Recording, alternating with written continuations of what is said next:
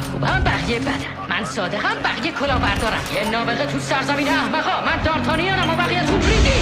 اما اگه از نظرت همه بوی گوه میدن، شاید به خاطر اینه که به خودت کثافت زدی. چقدر باید ضربه بخوری و سختی بکشی تا بالاخره خودتو در دیگران ببینی. همچی در نهایت بگی ببینم من که اینا رو بهت یاد ندادم. اونم توی اخبار شبانگاهی صدا و سیما.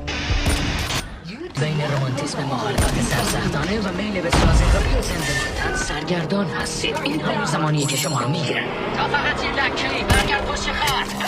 اما توجه کنید، سریع‌ترین و عالی‌ترین شورست فقط توانایی اینه که تو هر موقعیتی همیشه به خودتون